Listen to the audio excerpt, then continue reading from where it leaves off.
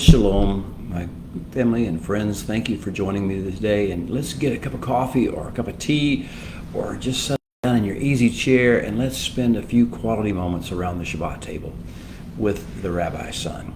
Thank you for participating in this prospect as we go on this great quest. This great quest we've been talking about for weeks now, the quest to find out the answers to life's most important questions. And as we've been talking about, we go back to the source, the intended portal through which we are to gain revelation, wisdom, and understanding from the Creator of the universe. The first 5 books being the wellspring, and the rest of the Bible being the outplaying or the river flow that comes out of that wellspring. So this week we're in the 41st Parsha of the Torah. There's only 54 altogether, so we only have a little ways to go. We're in the final push of Torah's great revelation release. And so week 41 is called Pinchas. Pinchas, and this is a person's name, and we'll get to what that name may mean in a little bit. But if you're looking for the address, you will find it at the book of Numbers. Hebrew, it's actually Bamidbar, the wilderness. Numbers 25, verse 10, all the way through chapter 29. Verse 40. We have a lot to cover, so let's jump right in. We've been talking about a quest for the answers to life's most important questions. Are you interested? I hope you are, because it means you want more than just the average amount of life. You want more than just the what the media or the religions or the education system or the science systems of the world are teaching you. You want to hear back from the Creator why you're here and what it's all about, what life is all about, and what your purpose is on this earth. So we're talking about the most important questions a human being can ask. And the question we're going to focus in on today, that Torah directs our attention with a spotlight onto, is what makes human beings in general, and you and me in particular, tick. Why do we do what we do? What is our paradigm of priority? What causes us to get up out of the routine, the mundane, the ruts of ordinary life, of momentum, of inertia, to actually engage with our creation and with the people of this creation in our era and our generation in a way that changes things for the positive, that brings about a planned result from the Creator of the universe, participates in His grand plan for redemption and restoration. What is our paradigm of priority? What makes us tick? What makes us get up off of the ground, get up out of our little cubby hole or our sphere of influence that we're so comfortable in, get up out of our comfort zone and engage with the plan of the Creator? What inspires you? What inspires me? What inspires other human beings? Inspiration. Where do we get it? Where does it come from? And what does it really look like when we have it? And what motivates us? What motivates you? What motivates me? What motivates other human beings to do what they do, to say what they say, to behave as they behave, to interact with each other as they interact with each other? What motivates them? What inspires us? What do you get passionate about? And I want to use this word passion. We're probably going to redefine it before our time around the Shabbat table today is over. But I want you to understand, we're going to talk about something that most people would think about. What makes you passionate? What do you get passionate about? And you can be passionate in the flesh, passionate by reason of hormones.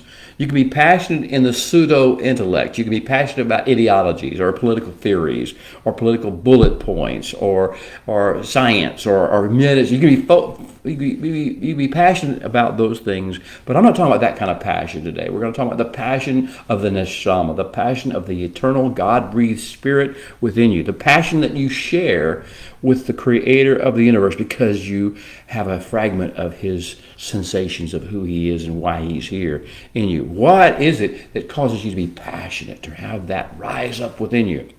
And what gets you off of high center, to come out of your comfortable cocoon of normalcies and engage issues and situations in a meaningful way that sets the bar for the rest of humanity? What makes us tick? That's the most important question we're talking about today.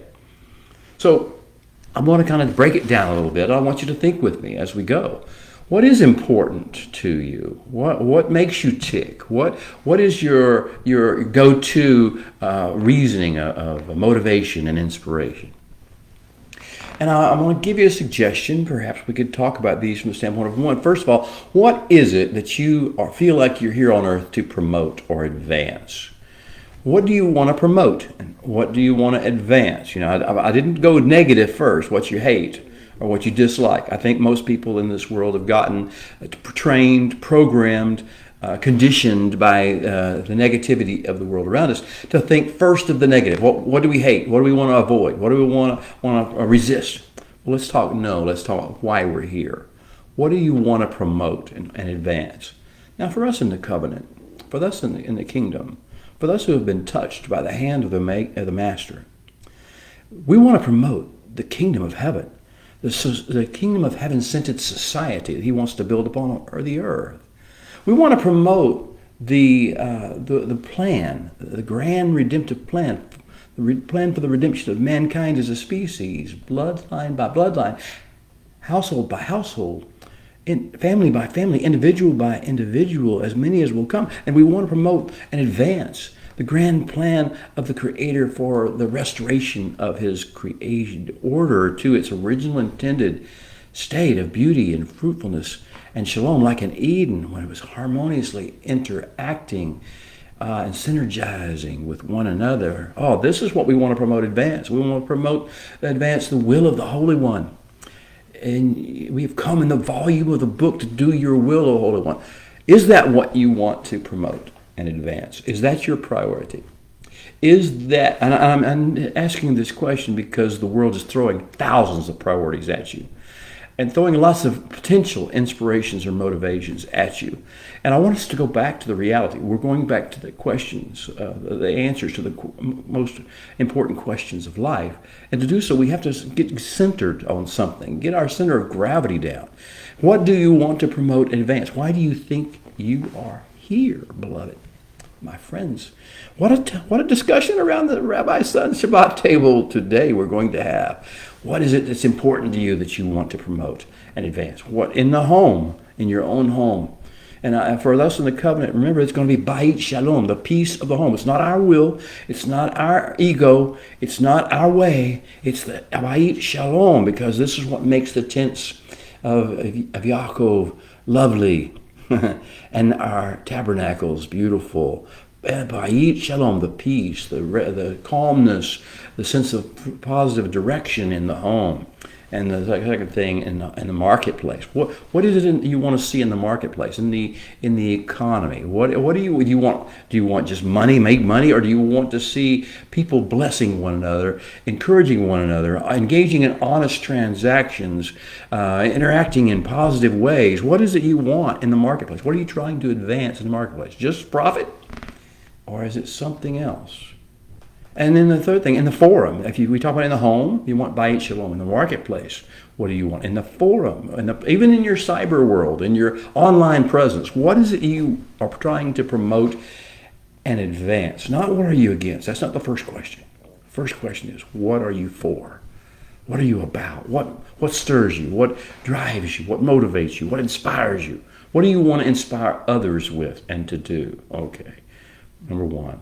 Issue of what's important to you is what you will promote and what you feel like you're supposed to advance. The second aspect of breaking down this issue of what makes us tick is, what do you feel you need to guard and defend and protect and preserve? What's valuable to you? Is it your family? Is it your home? Is it your politics? What is it that is valuable to you, that you something rises up in you? Maybe it's flesh, maybe it's pseudo-intellect, maybe it's neshama, but something is rising up in you and you feel the need to guard, defend against, protect against, preserve against. Maybe it's a theology, maybe it's a ideology, maybe it's violence, maybe it's crime. Whatever it is, what is it that you feel you need to guard against, defend against, protect against, preserve in your home, in the marketplace, in the forum, the places you have some level of interaction of authority. And the third aspect, the third breakdown element that I would want us to think about it around the Shabbat table today is beyond guarding and protecting and preserving what we think is valuable and needs to be protected by us. What is it that you feel you need to take a stand against and resist? Now we get to the negative part. The third thing, not the first or the second thing that is important to make us tick is what, now at this point, now that we know what we're supposed to promote and advance, what we're supposed to guard, defend, and protect and preserve. Now, what is it we feel like we need to resist and take a stand against to protect, to guard, defend the things we're guarding, and to promote and advance the things that we're advancing? This is not fleshly reaction of emotion here we're dealing with. This is not attraction, aversion reaction. This is not fight, flight. This is not some sort of ideological grid of warfare. This is the idea of, okay, if we're going to promote and advance what we need to promote and advance, if we're going to guard, defend, protect, and preserve what we're going to guard, protect, defend, and preserve, then what point do we have to resist? And what do we have to resist? And how do we have to resist it? How do we have to take a stand against it in the most effective way to promote and advance what we're trying to promote and advance? To guard, defend, protect, and preserve against what we're trying to guard, defend, protect, and preserve. Okay, the third thing is to resist. When do we resist? How do we resist? What does our resistance look like, and under what circumstances will we resist? Number 4, the fourth breakdown of the issue of what makes us tick. What do you want to pass down to your children and your children's children, or if you have none, to the generations that come behind you in your spheres of influence? What do you want to pass down as your heritage, legacy? What do you feel is your calling to pass down? Is there some tikkun nefesh? Is there some bloodline redemption process you needed to take place? Is that what you want to pass down? A better heritage than you got left to you? Or what is it exactly you feel you need to pass down to your children as a heritage, legacy? This is what will make you tick.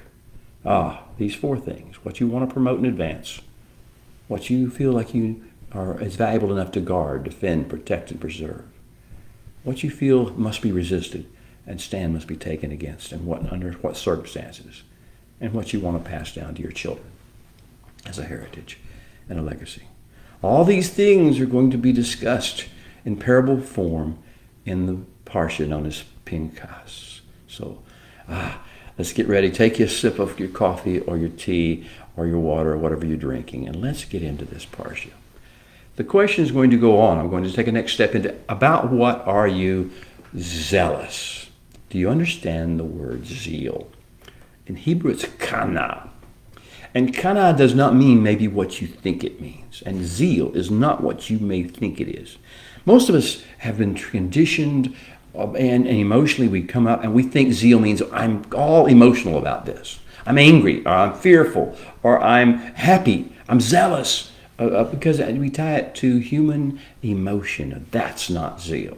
Zeal does not, that we're talking about in the Torah, the kana, that Pinchas is going to be commended for, is not zeal based upon aversion and revulsion, not zeal based upon self-righteous indignation, not zeal based upon anger or wrath or fear or lust. He's not based upon anything of the flesh, nor of anything of the pseudo-intellect, not some ideological feeling or a position he's wanting to take, or some theology or philosophy he's trying to promote. No, the zeal that we're talking about, the kana that we're talking about, is the zeal that resides constantly in the neshama, because it resides constantly in its author, its source, the creator of the universe himself. The creator of the universe is always zealous. He doesn't slumber or sleep. He doesn't wane in his enthusiasm. He's all designed to go back to what makes him tick.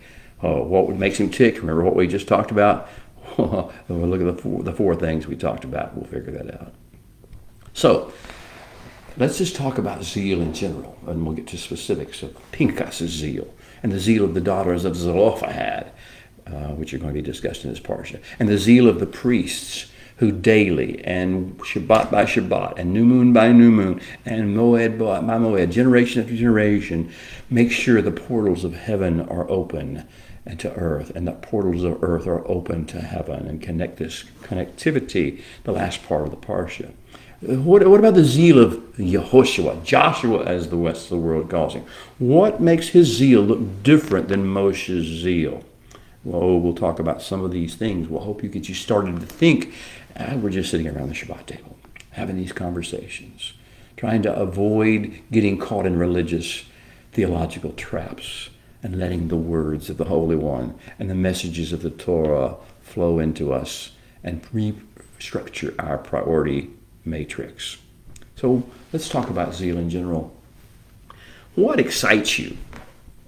Have you thought about that? What gives you a sense of energy and excitement? What enthuses you? What energizes you?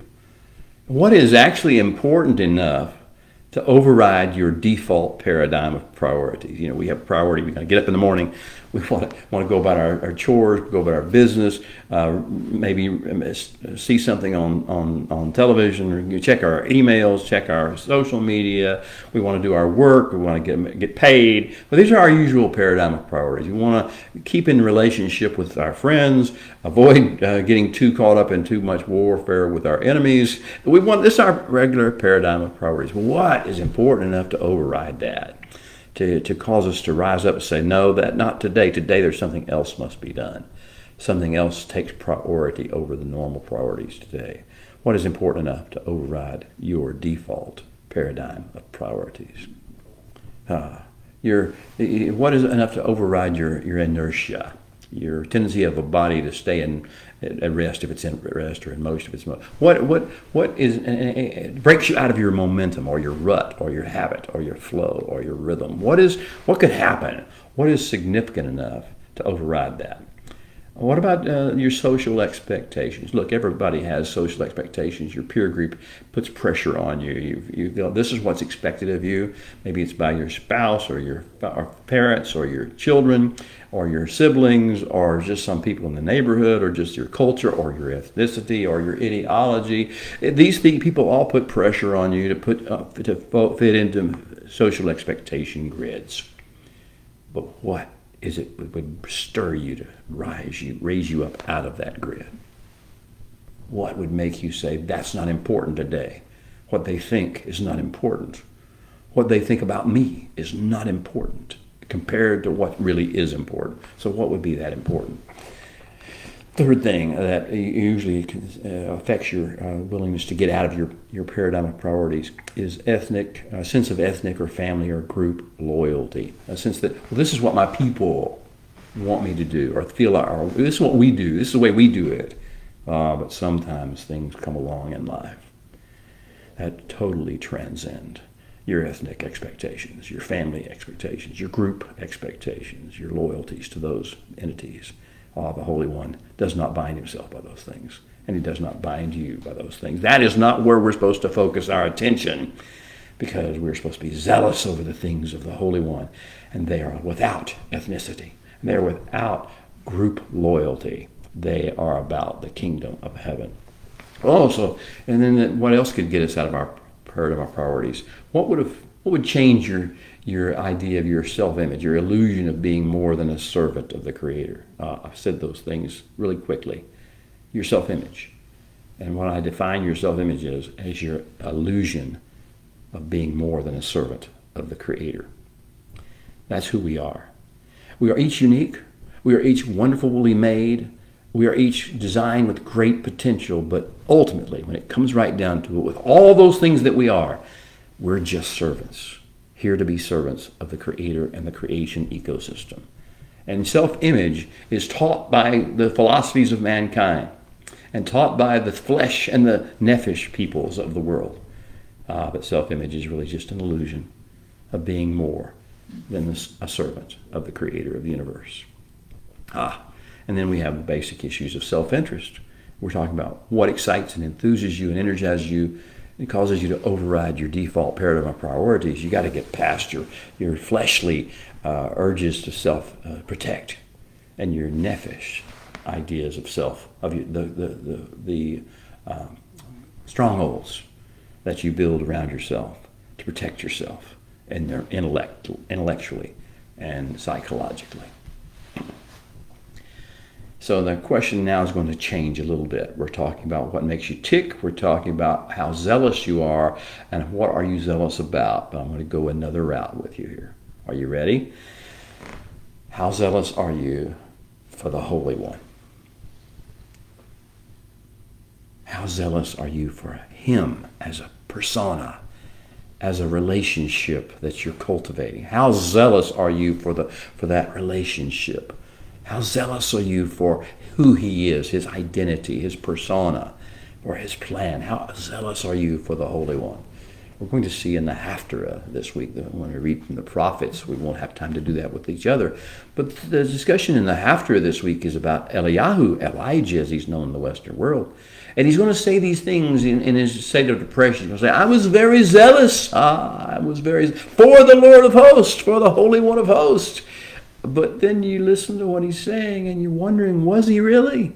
And we all make the judgments, but the issue has to be asked. The question has to be asked. Are we really zealous for the Holy One, for the Lord of hosts? Are we really zealous for his holy things? Are we really zealous for his grand plan? Or are we zealous for some ideology, or some theology, or some creed, or some group think? What are we really zealous for? See, this is going to be important if we're going to serve the Holy One the way he deserves to be served. So how zealous are you, my beloved friends and neighbors, about the Holy One, for the Holy One? How zealous are you for his holy things, his Shabbat, for his Torah, for his tabernacle, for his interactive means of interface between God and mankind, for his plans, for his will? Well, let's go a little bit further. How zealous are you for the family and the bloodline he puts you in, he designed you to fall into and become part of, and bring tikkun olam for? How zealous are you for that which he has given you responsibility over? How zealous are you for the generation in which you live, the age in which you were born, the times in which you are given the chance to affect the world? How zealous are you for the time that you've been given? How zealous are you for the nations that you have been given the keys to interact with? Not all people, not all situations. How zealous are you for the things he's actually given you some input into, some level of influence in? And how zealous are you for the ecosystem of Earth and its species? How zealous are you for the continuation and the grand redemption of this ecosystem? You see, these are important questions that kingdom people, covenant people have to answer. While the rest of the world, the nations that rage, the peoples that imagine a vain thing, they'll be talking about every other little thing. They'll be talking about sports contests. They'll be talking about the Olympics. They'll be talking about the news. They'll be talking about the politics. But what are you zealous for? And if you're zealous for some of these things that I've mentioned, that the world and the nations and the peoples that imagine vain things are zealous about, why? And where did you forget who you are and why you're here? Well, we've been talking about how zealous you are for the things that matter, for the Holy One, for his holy things, for his grand plan, for the family and bloodline he's given us to impact, and for the generation and the nations and the peoples we're given to influence, and for the ecosystem we're given to steward and manage. But now the question is, what do Torah's stories and testimonies tell us about that? What do Torah's stories and testimonies about people like Pinchas and the daughters of Zelophehad and Yehoshua and the Kohanim that are responsible for the Tamid and the Musaf, the daily presentations at the tabernacle, and the special presentations on particular times, new moons and Moedim and Shabbats, have to teach us about these things, about zeal, about why we're really here, about what makes us tick. Well, the first theme that's going to run through Parsha Pinchas is zeal, kana. We can define it in many ways. It's usually defined as enthusiasm or excitement and passion. But I want to take it a little further. I want to take it more into the spiritual realm, the neshama realm, and tell you it's not just about flashes in the pan, suddenly burst of excitement or burst of energy. It's about a mature, steadfast devotion. Do you understand the difference between a burst of enthusiasm and a mature, steadfast devotion that burns in the heart? Mature, steadfast devotion that outweighs self-interest and self-image and ethnic expectation and social expectation. Kana. Zeal, mature, steadfast devotion, outweighing self-interest for our King, for the Creator, for the Holy One of Israel, for his plan, for his design, for his will, for his mitzvah of Torah. Zeal, enthusiasm, but mature, steadfast devotion outweighing self-interest for our covenant calling, our call to be a kingdom of heaven-centered society in the world, a model of the more excellent way of our King to the rest of the nations. Our calling, even our past, and every task that he assigns us, every post that he assigns us. It's all worthy of zeal, all worthy of selfless, mature devotion. And our family, around our household, around our tables, around our businesses, around our communities, around our neighborhoods, around the world. B'nai Israel and the nations, they're worthy of zeal, their best interest. The kingdom of heaven's plan for them is worthy of zeal and selfless devotion. With that being said, you've got something to think about now, something to respond to the Holy One about, because he's got questions for you, and he has answers for you if you're willing to listen. So let's do the call to worship. Let's sing it together in Hebrew. The Baraku, the blessing, before reading the actual words of the Torah. Baraku et Adonai Hamvorah. Baruch Adonai Hamvorak Leolam Vaed. Baruch Ata Adonai Eloheinu Melech Haolam Asher Bakar Banu Mikol Ha'amin V'natan Lanu Et Torato. Baruch Ata Adonai Noten HaTorah. Amen. And now open our eyes, O Holy One, that we may see wondrous things in your Torah. For we are just strangers here on the earth, so do not hide your directions from us. To the Torah. The closing download of last week's Parsha, Balak, in the midst of a plague that took place at Baal Peor.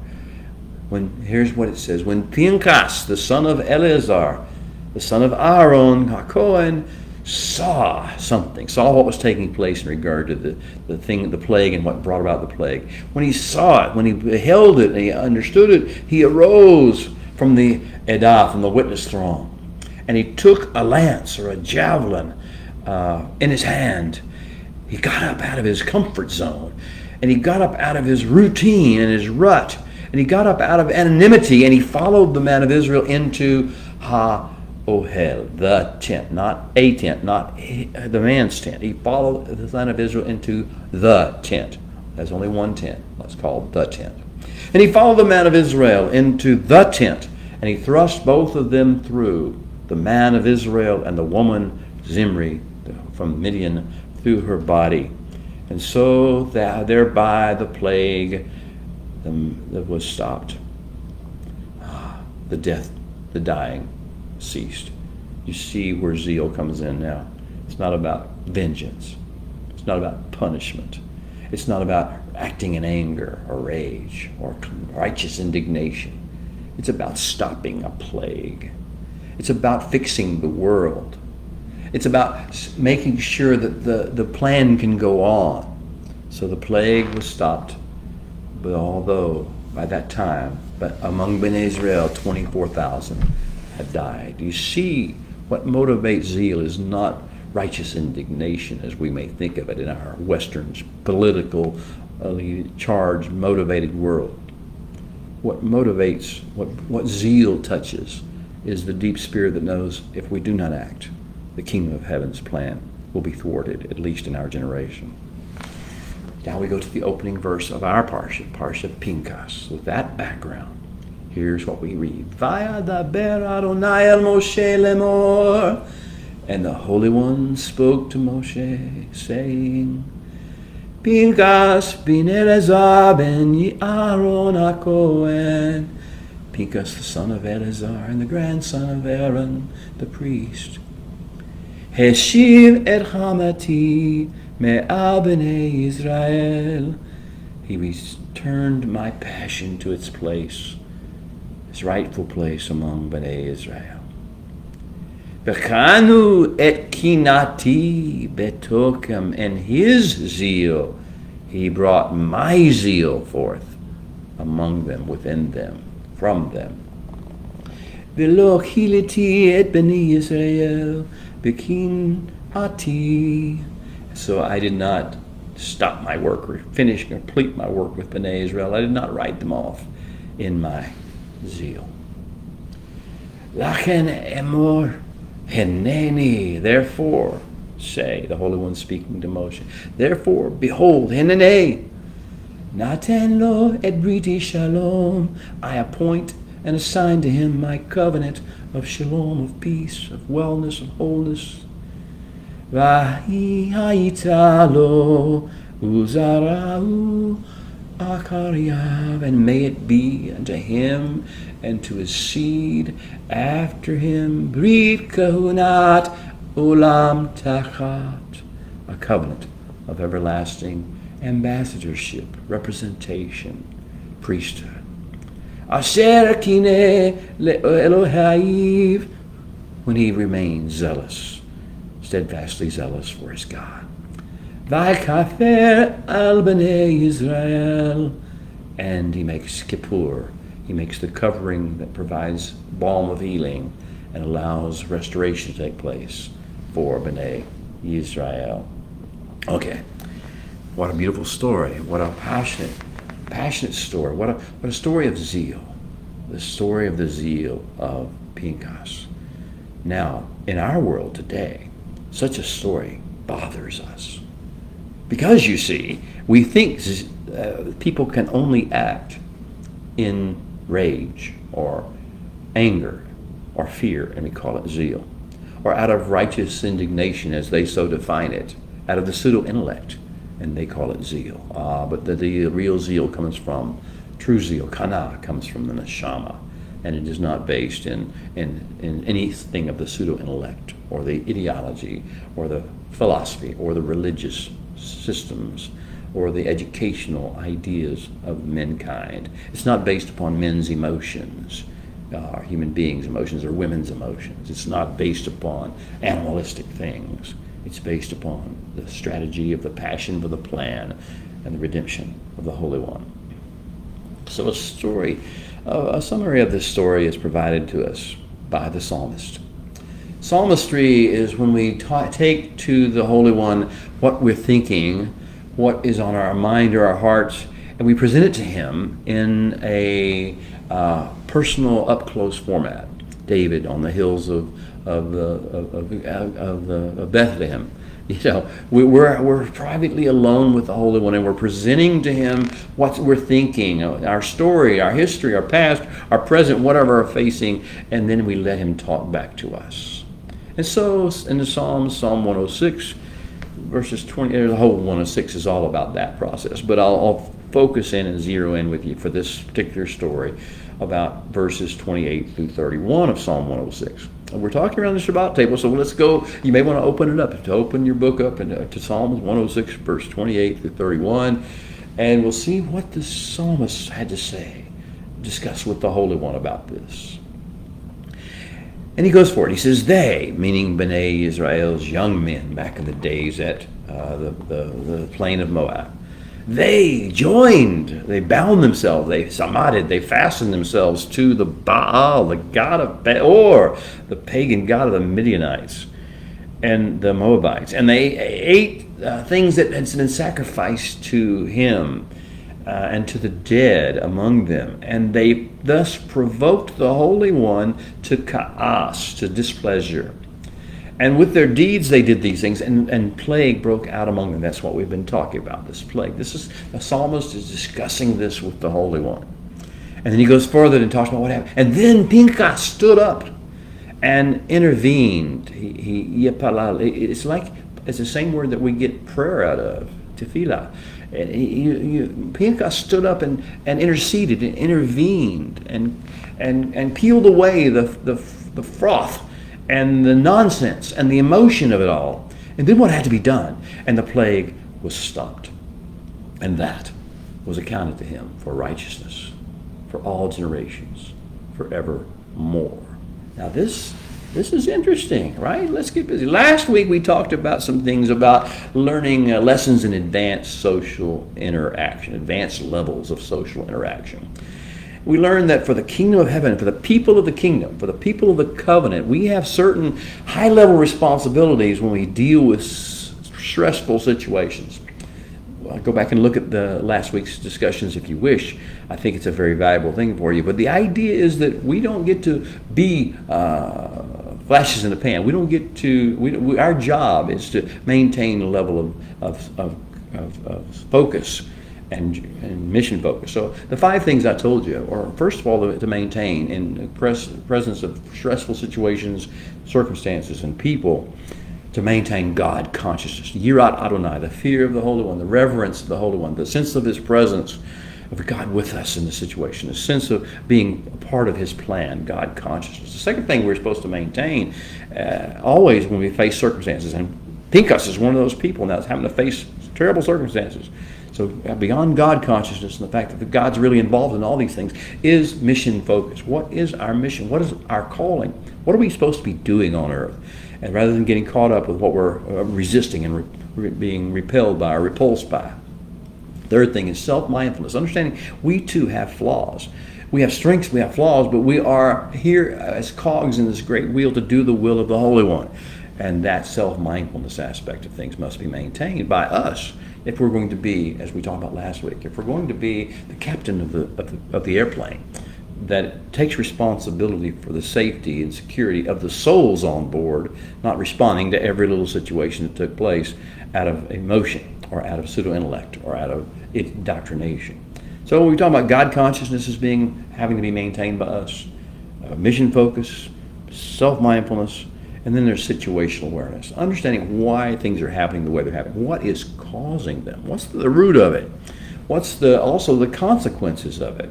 Where would this go if we left it unchecked or didn't unaddressed? Where would it go? What situational awareness is essential for people who have the captain of the ship, the captain of the airplane approach, the adult in the room approach. Somebody's got to be the adult in the room and not just react to stuff that's going on. And the fifth thing that we have to maintain, we talked about last week, was Shema, responsiveness. Always be listening, tuning, not to the voice of men who are crying or screaming or shouting or chanting chants or slogans, not to the media who's harping and hawking their different people or their different thoughts or their ideas they want you to be caught up with or react to. No, Shema, responsiveness, listening, tuning in, vibrating in resonance with the kingdom, the voice of the King himself. So, with all that being said, and knowing where we came from last week and what we're learning in Torah to address the most important issues of life, Maze Pinchas, it's a Hebrew phrase. Who is this Pinchas? Who is he? Where does he come from? All we know about Pinchas before this story is presented to us in the Torah. Do you know where it came from? The only time we've ever heard his name mentioned before was in Exodus.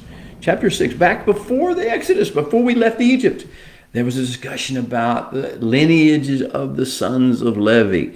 And we got down to Aaron, and Aaron had a son named Eleazar in Egypt. And Eleazar had a son named Pinchas. And that's all we've known for 40 years, was that Eleazar had a son in Egypt before he left. He's one of the old guard. But for 40 years, he's remained totally anonymous.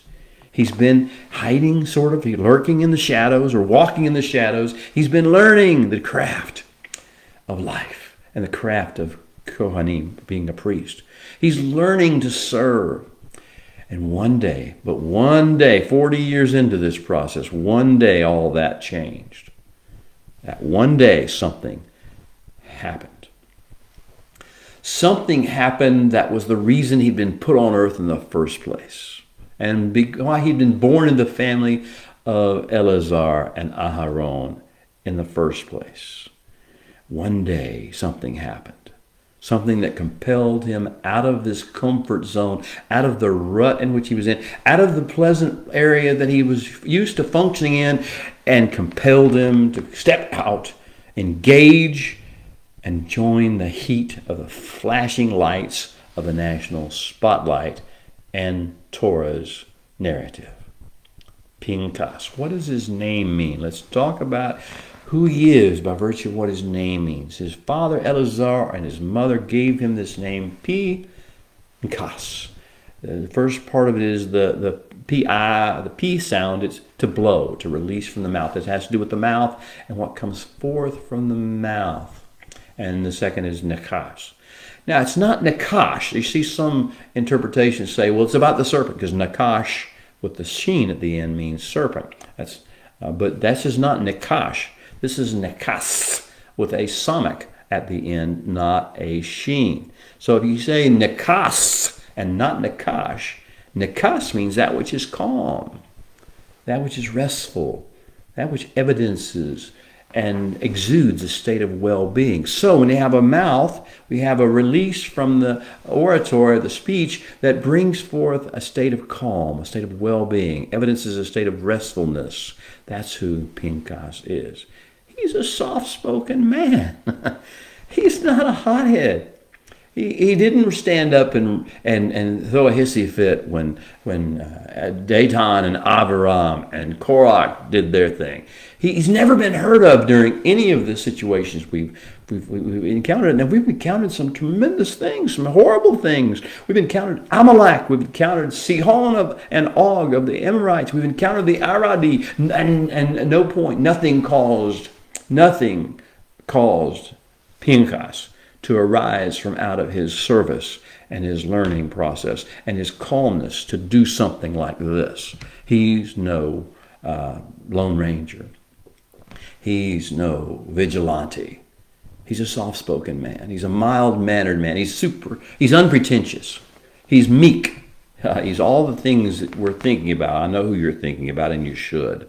He's soft-spoken. He's mild-mannered. He's non-pretentious. He's meek. He's based. He's grounded. He's the cooler head in the room. He's the adult in the room. He's the captain of the ship. He's that guy. Pinchas is always serving, always trusted to stay calm and to take responsibility for the welfare of the souls that are on board the craft. This is Pinchas. Do you know a Pinchas like that? Well, we're going to talk about Pinchas. We're going to talk about others who have this same level of a rising zeal at the right moment. It's going to include the daughters of Zelophehad. It's going to include Yehoshua.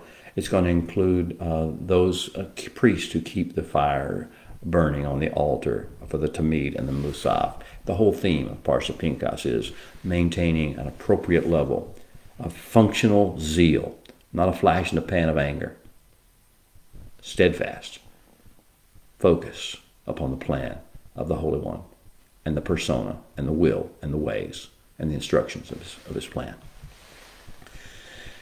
Three main training goals this week. Three main areas the Holy One wants us to get answers to the life's most important question. The first one is to develop, are we developing elite esprit de corps? Are we developing zeal? Are we developing zeal for the important things in life? For the important one in the heavens, and for his will and his ways and his Torah and his Shabbats and all the holy things that belong to him? Do we have a sense of noble responsibility that leads us to run into the breach as a first responder if need be, or to maintain steadfast, disciplined loyalty if not? Or do we have a devotion to king? I mean, not talking about some king of the earth, king of the universe, the great king of all, the creator of the universe. Do we have a devotion to the Bnei Israel plan and mission and people and the land of Israel and the ways of the Holy One that he plans to issue forth, to rise up and be sent forth out of Israel? Do you have devotion and enthusiasm and zeal for the mission, the grand mission of Tikkun Nefesh, and healing of the individual soul of those you meet and those you know, and Tikkun Olam, the fixing of the world by healing it into its Edenic state again? Do you have enthusiasm, devotion, zeal, dedication for the higher plan of the Holy One for redemption and restoration? Now, once you decide if you're developing that, if you're working on those correct elements of zeal, the next question becomes, second focus of this training this week is, are you willing to develop cross-generational mission awareness? To understand this is not just about you and what you want, and what you like and what you wish for, what you don't like and what you hate. This is not about that. This is about cross-generational mission awareness, of leaving the world a better place, of stirring in the next generation and the generation after that, if you're given the power to do so, influence to do so. A generation of mission awareness that transcends your generation and your life. It goes on to other people. L'dor v'dor is the Hebrew phrase. From generation to generation, this is the way. Have you developing a cross-generational mission awareness? Do you even understand that what you speak and what you do on a day-by-day basis affects not just you, not just the people around you, but generations to come? The people are watching, and everything you do has a ripple effect on other people and other generations coming behind you.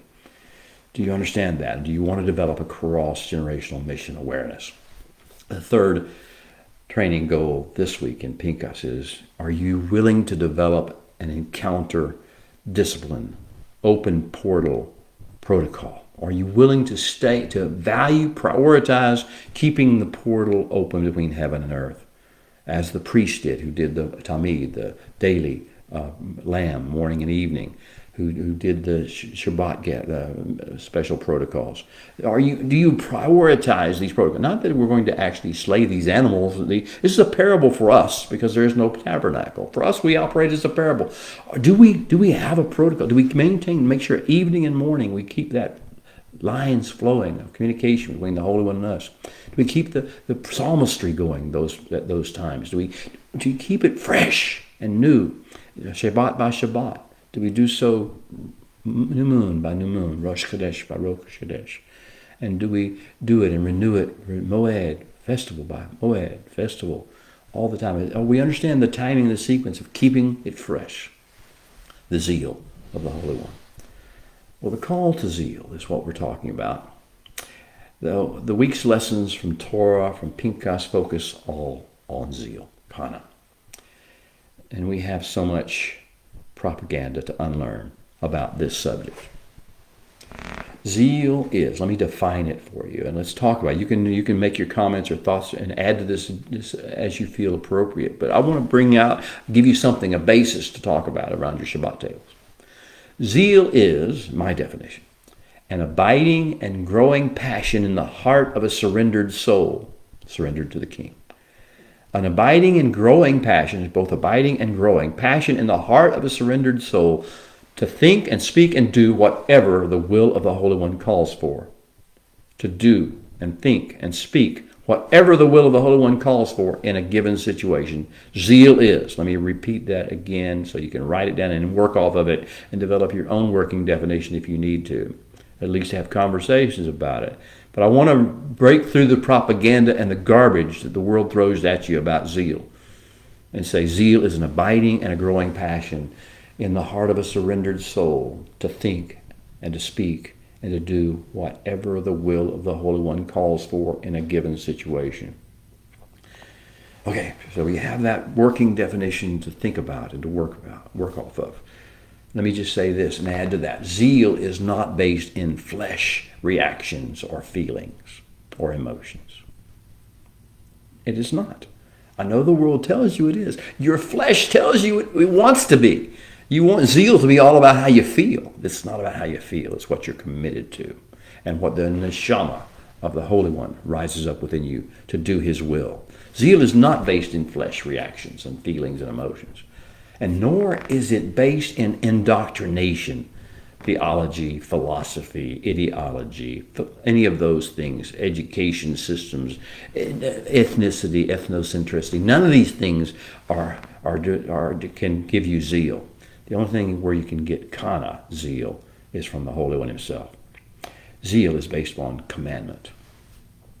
The words of the Holy One, the directions of the Holy One, that is what you have zeal for.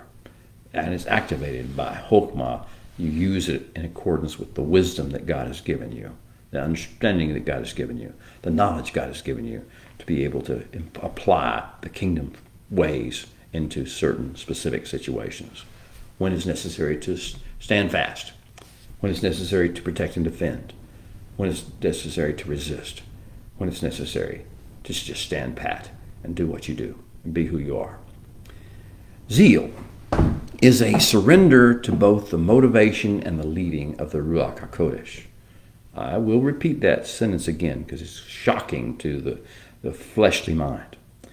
Zeal, Kana, is surrender to both the motivation and the leading of the Ruach HaKodesh, the Holy Spirit, the breath of the Holy One, the neshama that rises within you to meet that.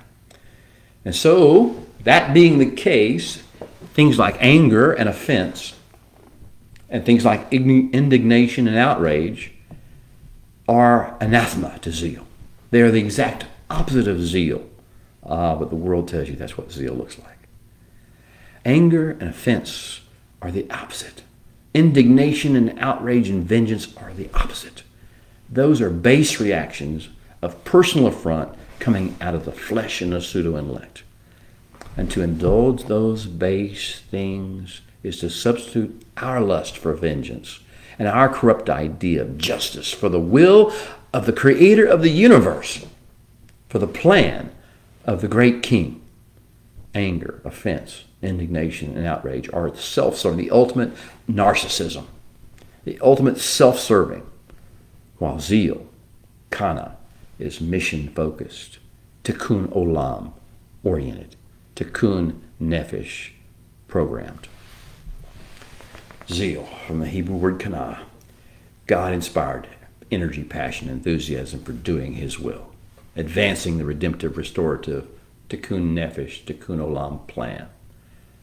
It's God-inspired energy, passion, enthusiasm, steadfast activity for doing the will of the Holy One. Now what are the things that zeal is directed toward? What in the kingdom? What should the zeal, the kana, be directed toward? This God-inspired energy, passion, enthusiasm, steadfast loyalty, steadfast discipline. What should the zeal be directed toward? Psalm 69:9.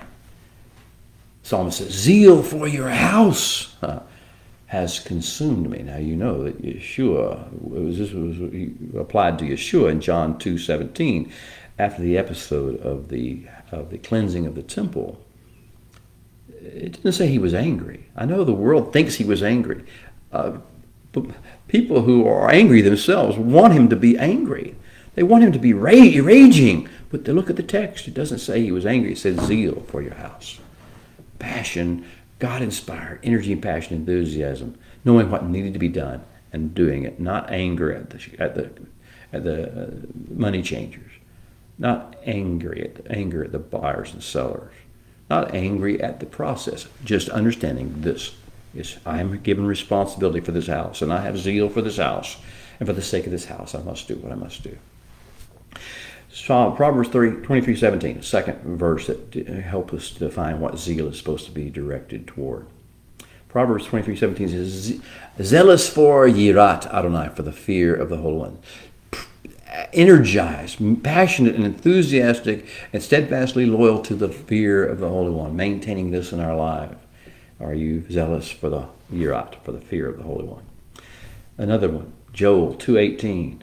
Zealous for his land. The Holy One is zealous for his land. He understands the importance of the land of Israel to the grand plan. And he is zealous for it. He is dedicated to it. He will arise to defend it, or he will continue to motivate the maintenance of it. He will do what's necessary for the sake of his land. Do you have zeal for the land of Israel? Another one, Zechariah 1:14, on the same lines. Zealous for Zion. Zealous for Zion would be the right way to pronounce it, but let's just go ahead with Zion for right now because it's so familiar to the Western world. Are you zealous for Zion? Do you have hunger and passion, and are you committed to work for the best interest of and rise up and do the will of God concerning Zion? Or are you caught up in the political arguments over this, that, and the other thing? Acts 21:20, beginning into the Brit Hadashah, the apostolic scriptures, Acts 21:20. And it's talking about the Hebrews who came to know Yeshua, and the writer says that they are very zealous for the Torah. If you're going to have zeal, your zeal is going to be for the Torah, not for some idea, some man's idea of justice or what's morality. It's going to be for the Torah. Zeal for the Torah. And 1 Corinthians 14:12, are zealous for the charismata, of the manifestation, the working of the Spirit. The Spirit doing what it needs to do, wants to do in a certain situation. It's not some gifting. We translate that as gift in English because we don't understand. People don't understand what the charismata is, what the pneumatica is. The idea of this is, what does the Spirit want to do? And give him room to do it. Are we zealous to let him do what he needs to do through us or through others around us? Titus 2:14, zealous for good works. What is good works? Good works is the mitzvot of Torah. Good works is what the Torah says to do, what the Holy One has said to do, the instruction manual for life on earth. Are you zealous for good works? Well, the true zealot is one who is an utterly selfless individual. A true zealot is an utterly selfless individual. One who is concerned only about the relationships between the Holy One and his created order.